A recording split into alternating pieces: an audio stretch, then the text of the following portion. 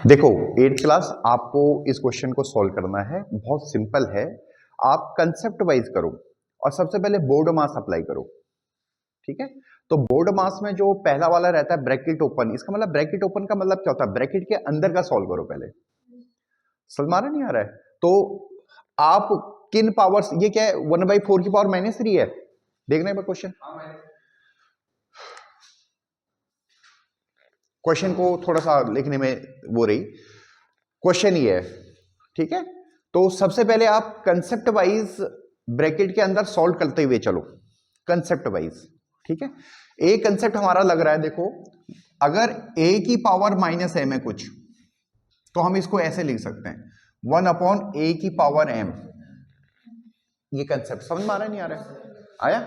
तो अब मैं इसको सॉल्व कर रहा हूं, पहले देखो सिंपल अलग से लिख रहा हूं कि अगर मुझे 1/4 की पावर -3 दे रखा हो तो उसको मैं ऐसे लिख सकता हूं ना, 1/1/4 की पावर 3। अरे हाँ ना, समझ में आ रहा है? हाँ, अब वो हो रहा है ना यहाँ पे, इस 1 को हम ऐसे लिख सकते हैं 1/1, यू गॉट माई पॉइंट। और नीचे वाले को हम ऐसे लिख सकते हैं 1/1 और 1/4 की पावर 3, गॉट माई पॉइंट। अब ये उल्टा हो जाएगा तो ये हो जाएगा 4 की पावर 3। अरे गॉट माई पॉइंट ना, ये आया समझ में, नहीं आया? इतना सा पार्ट आया समझ में आपको? ये जब ऐसा होता है ना, देखो जब a/b होता है और नीचे c/d होता है तो नीचे वाले को उल्टा कर देते हैं d/c, ये वाला कंसेप्ट लगा। तो ये 1 था यहाँ पे तो 1/1 लिखा उसको, नीचे वाला 1/4 की पावर क्यूब है तो इसको हमने उल्टा कर दिया तो 4 की पावर क्यूब ऊपर चलेगा, वो 1/1। हाँ आया समझ में, नहीं आया? पक्का?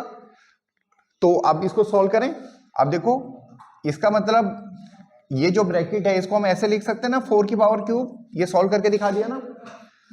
माइनस सिमिलरली इसको भी 3 की पावर क्यूब लिख सकते हैं ना। अरे हाँ ना, ब्रैकेट बंद कर दी। अब इसको डिवाइड कर दो, इसको भी हम 4 की पावर क्यूब लिख सकते हैं ना भाई, सेम तरीके से जैसे हमने आपको समझाया। You got my point? अब ये छोटा दिख गया ना थोड़ा सा, अरे हाँ है ना। अब इसको सॉल्व कर दो, देखो ये कितना हुआ, कितना? हाँ ठीक है, और ये कितना हुआ 27, और ये क्या हो गया डिवाइड, कितना हुआ 64। You got my point? अब फिर अब इसको माइनस करो, बताओ कितना हुआ 37। ये 37 हो गया, 37 और डिवाइडेड बाई 64। समझ में आ रहा है? यही आंसर है, यही है ना answer. You got it Honey, समझ में आया?